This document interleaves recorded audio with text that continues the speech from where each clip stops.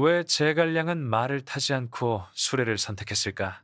촉한에 걸출한 책사 제갈량은 건강에 아무 문제가 없었음에도 불구하고 북벌 전쟁에서 말을 타지 않고 목재 수레에 몸을 맡기기로 결정했습니다. 이 선택은 촉한의 병사들을 놀라게 했을 뿐만 아니라 적장 사마의조차도 경계하게 만들었습니다.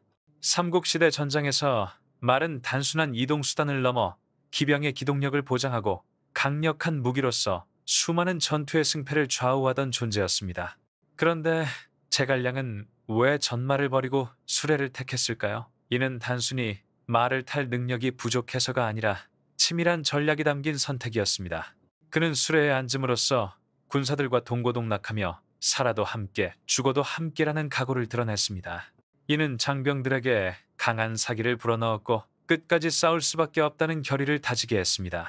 또한 장수가 물러날 길이 없음을 보여줌으로써 병사들 역시 퇴로를 버리고 최후까지 전투에 임하도록 만드는 심리전이기도 했습니다. 수레는 안정감을 제공해 제갈량이 격전 속에서도 침착함을 유지하며 정확한 판단을 내릴 수 있도록 도왔습니다. 무엇보다 그의 손에 늘 들려있던 깃털부채는 단순한 상징물이 아니라 군사 지휘와 명령 전달에 중요한 역할을 했습니다. 그러나 아무리 지략이 뛰어나도 제갈량조차 바꿀 수 없었던 냉혹한 현실이 있었습니다. 바로 촉한의 심각한 군량 부족이었습니다. 이는 북벌 전략의 가장 큰 걸림돌이 되었고 아무리 뛰어난 전술도 이를 극복하기 어려웠습니다.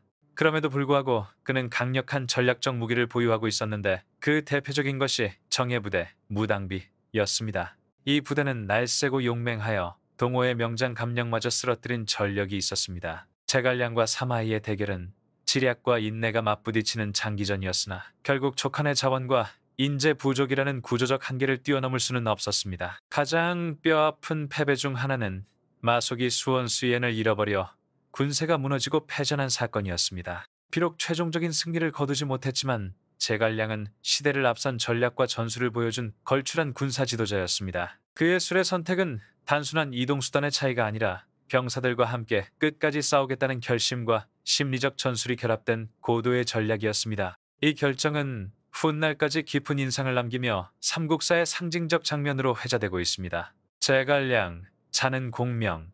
그는 중국 삼국시대 역사 속 가장 뛰어난 인물 중 한 명으로 꼽힙니다. 그의 군사적 재능과 지략은 물론 후세인들에게 강렬한 이미지를 남겼습니다. 바로 북벌 전쟁에서 휠체어처럼 보이는 목재 수레에 앉아 손에 깃털 부채를 들고 침착하게 군을 지휘하는 모습입니다. 이는 장수가 전마 위에서 웅장한 기세를 뽐내는 전통적인 이미지와는 전혀 다른 독특한 선택이었습니다. 그렇다면 왜 한 시대를 대표하는 책사 제갈량은 이렇게 이례적인 길을 택했을까요? 단순한 개인의 취향일까요? 아니면 깊은 전략적, 심리적 의미가 담겨 있었던 걸까요? 이번 내용에서는 역사적 배경과 그의 장기적인 전략 안목 속에서 그 이유를 심층 분석해 보겠습니다. 나관중의 삼국연애에서 제갈량은 기품 있고 지혜로운 모습으로 그려집니다. 이는 무용이 뛰어난 장수들의 이미지와 확연히 다릅니다. 관우가 적토마를 타고 청룡오월도를 휘두르며 전장을 누볐다면 제갈량은 수레 위에 앉아 깃털 부채를 흔들며 고요히 병법을 지휘하는 인물로 묘사됩니다. 삼국연의 송목제 수레는 특별한 장치가 아니라 병사나 말이 끌 수 있는 단순한 구조였지만 책사에게는 오히려 효율적이고 적합한 이동수단이었습니다. 그러나 이것이 제갈량이 말을 탈 수 없었다는 의미는 아닙니다. 삼국지를 저술한 진수에 따르면 제갈량이 장애를 지녔거나 젊은 시절 말에 오르지 못할 정도로 건강이 나빴다는 기록은 전혀 없습니다. 실제로 그는 청년기에 유비에게 등용되기 위해 여러 지역을 직접 찾아다녔으며 이는 그의 체력이 결코 허약하지 않았음을 증명합니다. 그렇다면 왜 북벌이 시작된 228년부터 234년까지 그는 전장에서 힘과 권위의 상징인 전마 대신 목재 수레를 선택했을까요?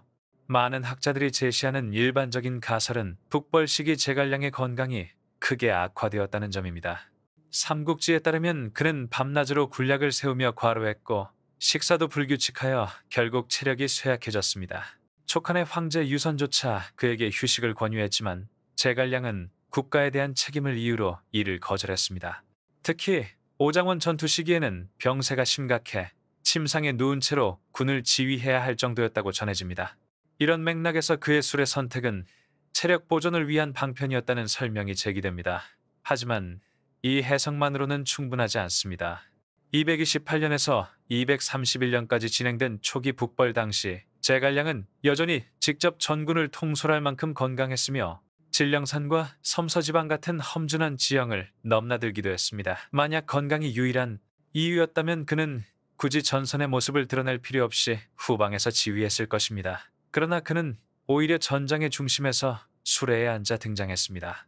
이는 그가 의도적으로 선택한 행동이었으며 단순한 체력 문제가 아닌 전략적 목적을 담고 있었다는 점을 시사합니다. 이 결정을 이해하려면 북벌의 구체적인 배경을 살펴볼 필요가 있습니다. 223년 유비가 세상을 떠난 후 촉하는 급격히 약화되었고 전략적 요충지인 형주마저 동호에게 빼앗겼습니다.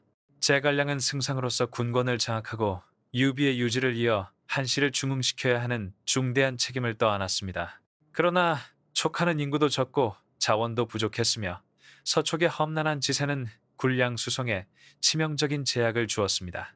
이런 열세 속에서 촉하는 단순히 지략가가 아니라 병사들의 사기를 끌어올릴 상징적 존재가 필요했습니다. 제갈량이 수레에 앉아 나타난 것은 쉽게 후퇴할 길을 두지 않겠다는 강렬한 선언이었습니다. 그는 병사들과 운명을 함께하겠다는 결의를 행동으로 보여주었고 이는 촉한 군사들의 투지를 북돋우는 심리전이기도 했습니다.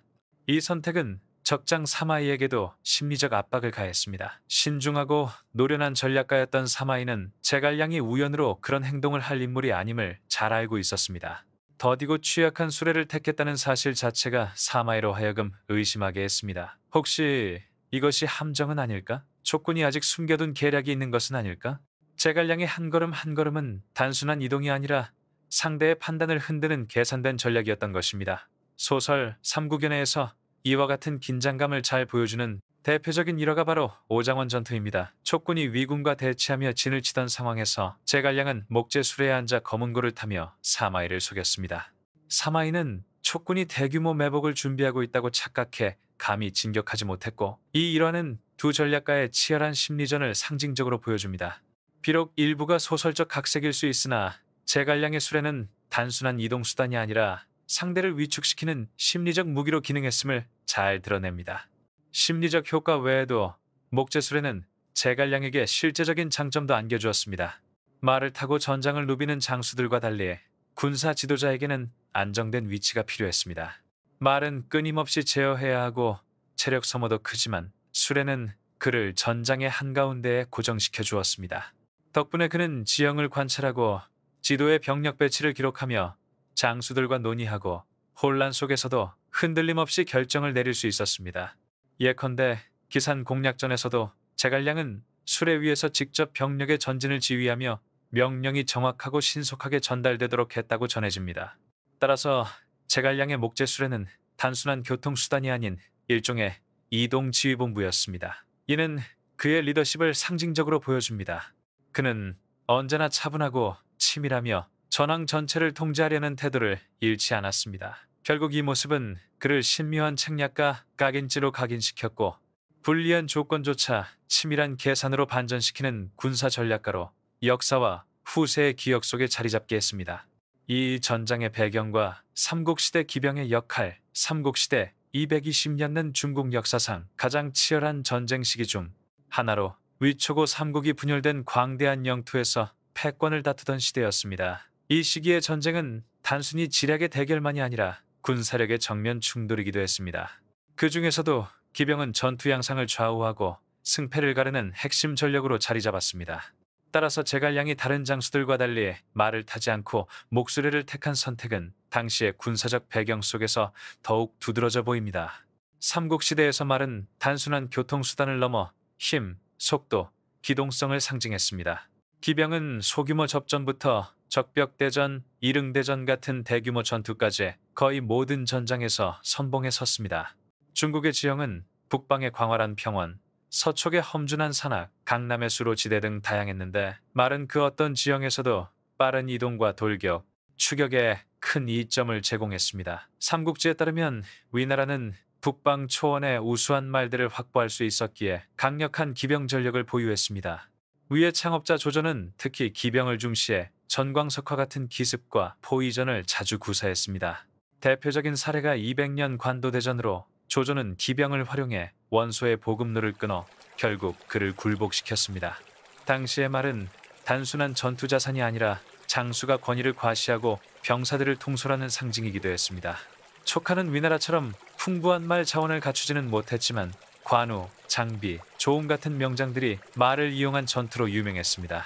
특히 조우는 호위 장군이라는 별명에 걸맞게 장판파 전투에서 혼자 말을 타고 조조의 포위망을 뚫어 아두유설 구출했는데 이는 기병이 아니고서는 불가능한 활약이었습니다. 동호 역시 수군을 강점으로 삼았지만 이릉대전에서 유비군의 진영을 불태운 후 말로 추격을 가하는 등 기병의 가치를 결코 소홀히 하지 않았습니다.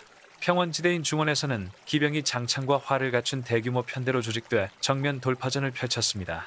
삼국연회에서 백마전투 때 하우돈이 위나라 기병을 이끌고 돌격하자 관우가 자신의 말의 기동성을 활용해 포위에서 벗어난 장면은 이를 잘 보여줍니다.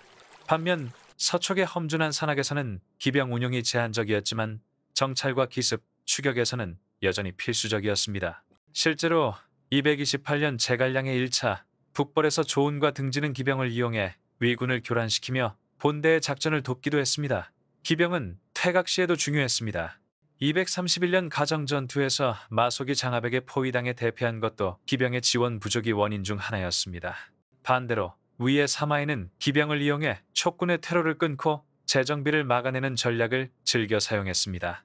이런 기동성 덕분에 기병은 당시 전술에 척추라 불릴 만했습니다. 또한 말 위의 장수는 단순히 군사적 의미를 넘어 군사들에게 영감을 주는 상징이었습니다. 고대 중국 문화에서 말은 힘과 권위를 나타내는 상징으로 영웅적 장수들의 필수 이미지였습니다. 관도대전에서 조조가 말을 타고 군을 이끌거나 호로관에서 여포가 적토마를 타고 무쌍을 펼친 모습은 단순한 무력과시가 아닌 영웅서사의 구현이었습니다. 촉한의 관우가 적토마에 올라 적을 압도하거나 조운이 백마를 타고 돌격하는 모습은 그 자체로 병사들의 사기를 끌어올렸습니다. 이런 맥락에서 대부분의 장수들이 말을 타고 전장에 나서는 가운데 제갈량이 굳이 목수레를 선택했다는 점은 극적인 대비를 이루었습니다. 이는 곧 그의 독창적 지휘 방식과 냉철한 전략가로서의 이미지를 한층 부각시키는 장치였습니다. 세 나라 역시 각자의 자원과 지형에 따라 기병 운용법이 달랐습니다. 위나라는 북방 초원의 장점을 살려 중무장 기병을 키웠고 장압과 장료 같은 장수들이 번개 같은 돌격으로 동호조차 공포에 떨게 했습니다. 반면 촉은 지리적 한계로 말을 충분히 확보하지 못했기에 규모는 작아도 정예 기병을 유지하며 보병을 보조하는 방식으로 활용했습니다. 수군 강국동호는 기병 의존도가 낮았지만 육상 전투에서는 여전히 필수 전력으로 운영했습니다. 이처럼 기병의 위상은 단순한 전술적 선택이 아니라 각국의 전략적 적응력을 보여주는 지표였습니다. 제갈량의 북벌 228, 234년에서도 기병은 보조적이었지만 여전히 중요한 역할을 했습니다.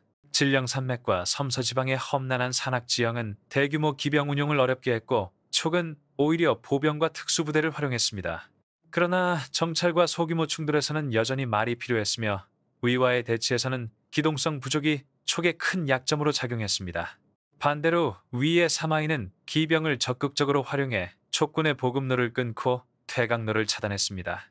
가정전투에서 장압이 기병으로 마속을 괴멸시킨 사례는 북벌의 난관을 상징합니다.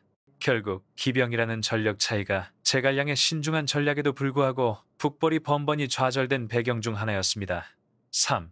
전술과 병사들의 사기고치에 제갈량이 이끈 북벌 228, 234년은 사실상 불가능에 가까운 과업이었습니다. 촉하는 인구와 자원이 부족한 소국이었고 북쪽에는 강대한 위나라가 버티고 있었습니다. 승패는 단순히 계책이나 전술에만 달린 것이 아니라 열악한 환경 속에서도 끝까지 버틸 수 있는 군사들의 정신력에 크게 의존했습니다. 제갈량은 이를 꿰뚫어보고 자신이 전장에서 어떻게 보이는지를 일종의 전략적 무기로 삼아 병사들의 사기를 북돋았습니다. 북벌 당시 촉한의 상황은 극히 열악했습니다.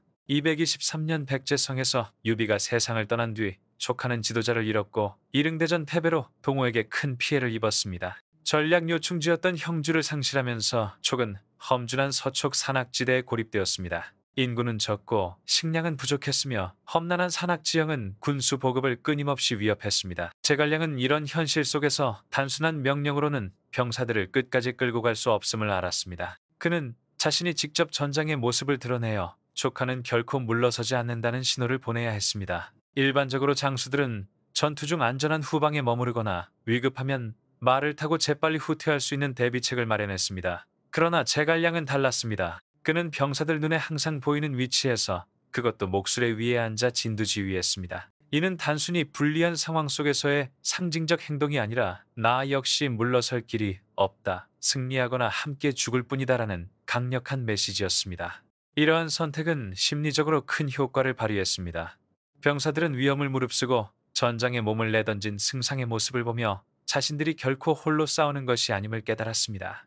이는 곧 결속력과 충성심을 강화시키며 병사들을 피로와 두려움 속에서도 버티게 했습니다. 삼국연애에 묘사된 오장원 전투 장면은 이를 잘 보여줍니다. 제갈량이 건강이 쇠약한 상황에서도 전선에서 직접 군을 지휘하자 어떤 병사도 위군 앞에서 감히 물러서지 못했습니다. 또 다른 특징은 제갈량이 병사들을 일부러 배수진의 상황에 두었다는 점입니다. 퇴로를 차단하면 병사들은 오직 싸워 이기는 것만이 살 길이라 생각하며 사력을 다합니다. 제갈량은 자신 역시 안전하지 않은 위치에 몸을 두어 군 전체가 후퇴 불가능한 운명을 공유하도록 만들었습니다. 이는 고대 중국의 전술적 전통과 맞닿아 있습니다. 기원전 4세기 손빈이 마릉대전에서 군사들의 퇴로를 끊고 전의를 끌어올린 것과 같은 원리입니다. 제갈량은 이러한 병법을 적극적으로 응용하여 북벌 초반 기산 전투에서 군사들을 오직 전진만 가능한 상황에 몰아넣음으로써 승리를 거두었습니다. 제갈량의 침착함 또한 병사들에게 큰 힘이 되었습니다. 전선이 혼란에 빠지거나 위군이 보급로를 위협할 때 그는 당황하지 않고 침착하게 병력을 재배치하며 명확한 명령을 내렸습니다. 병사들은 그 침착한 태도를 보며 여전히 승산이 있다는 확신을 얻었습니다. 반대로 장수가 흔들리면 군 전체가 무너질 수 있었던 당시의 문화에서 제갈량의 냉철함은 일종의 방패이자 희망이었습니다. 이러한 전략은 중국 내 다른 장수들뿐 아니라 서양의 사례와도 비교할 수 있습니다. 전국시대의 오기는 병사들과 같은 음식을 먹고 같은 곳에서 잠을 자며 충성을 얻었고, 로마의 카이사르는 알레시아 전투에서 병사들 한가운데 서서 압도적인 적을 상대로 사기를 북돋았습니다. 그러나 제갈량의 접근은 단순한 함께 있음을 넘어 전략적 의도가 결합된 독창적인 방식이었습니다. 그는 자신의 존재를 사기 고치장치로 체계적으로 활용했습니다. 그 결과 북벌 6차례 내내 촉군은 수적 열세에도 불구하고 강한 결속력과 끈질긴 전투력을 발휘했습니다. 비록 위나라를 근본적으로 꺾지는 못했지만 남감숙 일대를 차지하거나 오장원에서 끝까지 대치하는 등 실제 전력 이상으로 위군을 긴장시켰습니다. 제갈량 사후에도 그의 정신은 이어졌습니다. 후계자 강유가 끝내 성과를 내지는 못했지만 끝까지 북벌을 이어간 것도 제갈량이 남긴 사기 전술의 유산이었습니다. 4. 제갈량의 전술적 지혜와 심리전. 북벌 과정에서 제갈량은 단순한 군사 전략가를 넘어 심리적 요소를 치밀하게 활용한 전술의 대가였습니다. 그는 말 위의 기동력이나 체력에 의존하지 않고도 전장에 존재하는 것만으로 촉한군과 위군 모두에게 깊은 영향을 끼쳤습니다. 이번 부분에서는 제갈량이 어떻게 심리적 효과를 전략 도구로 삼아 불리해 보이는 요소들을 오히려 힘으로 바꾸고, 특히 사마이를 흔들어 놓으며 수년간 이어진 지모 대결을 이어갔는지 살펴보겠습니다. 삼국시대의 전쟁은 단순히 병력의 충돌이 아니라 의지와 인식의 전투이기도 했습니다. 군사가 아무리 많고 장비가 좋아도 마음이 흔들리면 소수 정예에게도 패할 수 있습니다. 제갈량은 이 점을 꿰뚫었고 이를 전략의 핵심으로 삼았습니다. 그는 병력 배치나 진영 설계에만 그치지 않고 아군과 적군 모두의 감정과 사고를 통제하려 했습니다. 촉군에게 그의 존재는 안심의 상징이었습니다. 험난한 산악지형, 부족한 군량, 끊임없는 매복 위협 속에서 병사들은 쉽게 절망에 빠질 수 있었습니다. 하지만 생사의 갈림길에서 굳건히 서 있는 승상의 모습을 보며 그들은 두려움을 넘어설 수 있었습니다. 이는 단순한 사기 진작이 아니라 전략적 장치였습니다. 반대로 위군에게 제갈량의 존재는 불안의 씨알이었습니다. 신중함으로 이름난 사마이는 늘 의문을 가졌습니다. 왜 제갈량은 저토록 취약한 위치에 자신을 드러내는가? 그 뒤에 더 큰 계책이 숨어 있는가? 이러한 의심은 사마이가 수적 군수적 우세에도 불구하고 섣불리 공격하지 못하게 만들었습니다. 바로 이것이 제갈량 심리전의 본질이었습니다. 제갈량은 늘 예상 밖의 행동으로 위군의 계산을 무너뜨렸습니다. 보통의 장수라면 기병을 앞세우거나 후방에서 지휘했을 텐데 그는 일부러 전혀 다른 방식으로 움직였습니다. 그 결과 위군은 늘 전략을 수정해야 했습니다. 대표적인 사례가 제2차 기산 전투 229입니다. 제갈량은 보급로의 위험을 무릅쓰고 깊숙이 진군했습니다. 위군의 조지는 촉군이 오래 버티지 못할 것이라 확신했지만 제갈량은 기발한 교란 전술과 끈질긴 전투로 조진을 압박했고 결국 위군은 물러날 수밖에 없었습니다. 실제 전투력보다는 예상 불가성이 상대를 흔든 것입니다. 특히 제갈량과 사마이의 대결은 심리전의 정수라 할 만합니다. 사마이는 고수비출 구소부추, 즉 성 안에 틀어박혀 결전을 피하는 전략으로 일관했습니다. 삼국연애에는 제갈량이 오장원에서 사마이에게 부녀자의 옷을 보내며 비웃는 장면이 나옵니다. 비록 소설적 각색이지만 제갈량이 심리적 도발을 통해 적장의 자존심을 흔들려 했음을 잘 보여줍니다. 사마이는 끝내 넘어가지 않았지만 바로 그 신중함이 제갈량 심리전의 효과를 증명하는 것이기도 했습니다. 그는 결코 방심하지 못했고 위군은 수적 우세에도 불구하고 늘 수세에 몰린 듯 움직였습니다. 또한 제갈량의 심리전은 아군 내부 결속에도 크게 작용했습니다. 작은 국가 촉하는 자원이 한정적이어서 쉽게 불화가 생길 수 있었습니다. 그러나 제갈량은 단순한 지휘관을 넘어 한실부흥이라는 대의를 몸소 상징하는 존재였습니다. 나혜정 전투 231에서 마속의 실수로 패했음에도 그는 책임을 자신이 짊어지고 군을 재정비했습니다. 병사들은 이를 보며 더 큰 신뢰와 단결심을 다졌습니다. 이러한 방식은 손자병법의 전쟁은 먼저 마음에서 승리해야 한다는 원칙과 일맥상통합니다. 조조가 위엄으로 군유를 다잡고 육손이 화공으로 적을 혼란에 빠뜨렸다면 제갈량은 아군의 신뢰와 적군의 불안을 동시에 조종하는 더 입체적인 접근을 택한 셈입니다. 그러나 심리전에도 한계가 있었습니다. 사마이처럼 인내심이 강한 상대에게는 효과가 제한적이었습니다. 특히 234년 오장원에서 제갈량이 온갖 계책으로 사마이를 유인했으나 실패한 사례가 그렇습니다. 결국 이는 지구전으로 이어졌고 촉하는 한정된 자원으로 오래 버티기 어려웠습니다. 더구나 심리전은 제갈량 개인의 존재에 크게 의존했기 때문에 그가 세상을 떠난 뒤 촉군은 급격히 무너졌습니다. 이는 사마이가 훗날 철저히 이용한 약점이기도 했습니다. 제갈량의 대표적 전투, 적벽, 서성, 진창, 적벽대전, 연합과 화공의 절정 208년, 초고 연합군 유비송권과 조조의 대군이 격돌한 적벽대전은 삼국의 판도를 결정지은 전환점이었습니다. 북방을 평정한 조조는 약 20만 80만의 대군을 이끌고 남하하여 천하 통일을 노렸습니다. 이에 맞서 유비와 송권은 연합을 결성할 수밖에 없었습니다. 전투 전 동호와 촉하는 무기, 특히 화살이 턱없이 부족했습니다. 주유가 제갈량에게 열흘 안에 10만 개의 화살을 준비하라고 요구했을 때 그는 불과 사흘 만에 기발한 계책으로 이를 해결했습니다. 볏짚 허수아비를 싣고 안개 낀 밤강을 건넌 뒤 위군 진영 앞에서 북을 울리고 함성을 지르게 하자 당황한 위군은 화살을 퍼부었습니다. 결국 제갈량은 수만 개의 화살을 얻어냈습니다. 무기가 충분해지자 주유와 황계는 화공계를 실행했습니다. 황계가 거짓투항을 가장한 뒤 동남풍을 이용해 조조의 함대를 불태운 것입니다.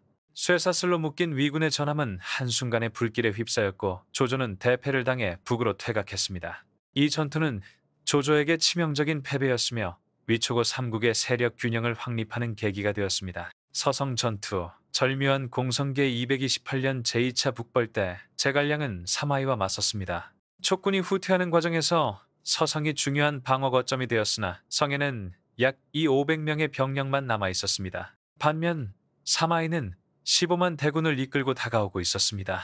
절체절명의 순간 제갈량은 공성계를 펼쳤습니다. 성문을 활짝 열고 병사들을 감추게 했으며 자신은 성루 위에서 향을 피우고 태연하게 검은고를 연주했습니다. 기묘한 광경을 본 사마이는 성 안에 복병이 있을 것이라 의심해 퇴군을 명했습니다. 이렇게 제갈량은 심리전을 통해 압도적인 전력을 무력화시키고 위기를 벗어났습니다. 진창 전투, 제갈량의 실책 231년 제4차 북벌에서 제갈량은 위군의 거점인 진창을 포위했습니다.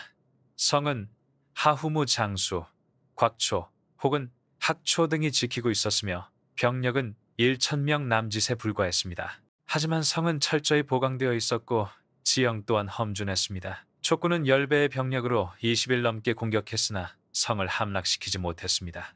오히려 보급이 고갈되면서 병사들이 지쳐갔습니다. 결국 위군의 원군이 도착하자 제갈량은 철수할 수밖에 없었습니다. 이는 제갈량이 상대의 방어력을 과소평가한 결과였으며 아무리 뛰어난 지략이라도 군량과 후방 지원이 부족하면 승리할 수 없다는 교훈을 남겼습니다. 새 전투에 의해 적벽대전은 연합과 화공의 힘을 보여주었고 서성 전투는 심리전과 기지의 위력을 드러냈습니다. 반면 진창 전투는 전략적 한계와 보급의 중요성을 일깨워 주었습니다. 제갈량은 탁월한 지모로 삼국시대의 길이 남을 전술가가 되었지만 동시에 인간으로서의 한계도 드러냈습니다. 이러한 승리와 실패가 어우러져 그를 중국 역사상 가장 위대한 군사 전략가 중 한 사람으로 만들었습니다. 6. 제갈량의 유산 86자 편지와 역사적 교훈. 제갈량은 전장에서 뛰어난 전략가였을 뿐만 아니라 깊은 사상과 원대한 비전을 가진 정치가이기도 했습니다. 그는 눈부신 전공만 남긴 것이 아니라 후대에까지 영향을 미친 인생 철학을 남겼습니다. 그 대표적인 것이 바로 아들 제갈첨에게 남긴 86자 편지입니다. 짧지만 그 안에는 삶의 태도, 자기 수양, 그리고 인간관계에 대한 지혜가 응축되어 있습니다. 이 편지는 삼국시대뿐 아니라 오늘날에도 여전히 큰 울림을 줍니다. 편지의 내용은 다음과 같습니다. 군자는 고요함으로 몸을 닫고 검소함으로 덕을 기른다. 담백하지 않으면 뜻을 밝힐 수 없고 고요하지 않으면 멀리 나아갈 수 없다. 배움은 고요해야 하고 재능은 배움에서 비롯된다. 배우지 않으면 재능을 넓힐 수 없고 뜻이 없으면 배움을 이룰 수 없다. 게으르면 정밀함을 얻을 수 없고 성급하면 성품을 다스릴 수 없다. 세월은 흐르고 의지는 나이와 함께 사라져 결국 시들고 마른다. 세상을 이어가지 못하고 가난 속에 묶여 있다면 무엇을 다시 할 수 있겠는가? 이 짧은 글 속에 제갈량은 자기 수양, 배움, 절제, 시간 관리의 본질을 담아냈습니다. 교훈 1. 고요함으로 자신을 닦는다. 제갈량은 마음의 고요함을 수양의 뿌리라 했습니다. 욕망과 소란 속에 휩쓸리면 올바른 판단을 내리기 어렵습니다. 마음이 평온해야 지혜가 밝아지고 그제야 큰 결정을 내릴 수 있습니다. 오늘날 스트레스와 혼란 속에서 살아가는 우리에게도 여전히 통하는 메시지입니다. 교훈 2. 검소함으로 덕을 쌓는다. 그는 절제를 덕의 근본으로 삼았습니다. 사치와 허영에 빠진 사람은 자신을 잃기 쉽지만 검소한 사람은 본질을 지키며 흔들리지 않습니다. 현대 사회에서도 절제는 인격을 지키고 삶을 단단하게 만드는 중요한 가치입니다. 교훈 3. 단박한 삶에서 뜻이 드러난다. 화려함 속에서는 뜻을 세우기 어렵습니다. 오히려 단순하고 담백한 삶에서 목표가 분명해집니다. 제갈량은 오직 이런 태도 속에서 큰 질을 이룰 수 있다고 보았습니다. 오늘날의 미니멀리즘과도 맞닿아 있는 지혜입니다. 교훈 4. 학문은 끊임없는 집중과 인내다. 그는 재능이란 배움의 결과이며 배움에는 의지와 끈기가 필요하다고 강조했습니다. 조급함이나 나태로는 절대 성취를 이룰 수 없습니다. 이 또한 지금의 시대를 살아가는 우리에게 똑같이 적용되는 교훈입니다. 교훈 5. 시간은 기다려주지 않는다. 제갈량은 세월은 쏜살같이 흐르며 늙어 후회해도 이미 늦다고 경고했습니다. 이는 오늘날에도 똑같습니다. SNS, 쓸데없는 인간관계, 잡다한 일들의 시간을 낭비하다 보면 어느새 기회는 사라져버립니다. 제갈량의 86자 편지는 단순한 가르침이 아니라 세월을 초월한 인생의 나침반입니다. 그는 전쟁터에서만 위대한 장군이 아니라 삶의 철학을 남긴 사상가이기도 했습니다. 위대한 인물의 진정한 가치는 그가 남긴 유산에 있습니다. 제갈량은 군사 전략뿐만 아니라 후대가 삶의 지침으로 삼을 수 있는 철학을 남겼습니다. 오늘날 우리가 그의 말을 되새긴다면 더 나은 자신으로 성장할 수 있을 것입니다. 여러분은 어떻게 생각하시나요? 제갈량의 전략과 가르침, 만약 그에게 더 많은 시간과 자원이 주어졌다면 촉한의 운명은 달라졌을까요? 댓글로 의견을 나눠주세요.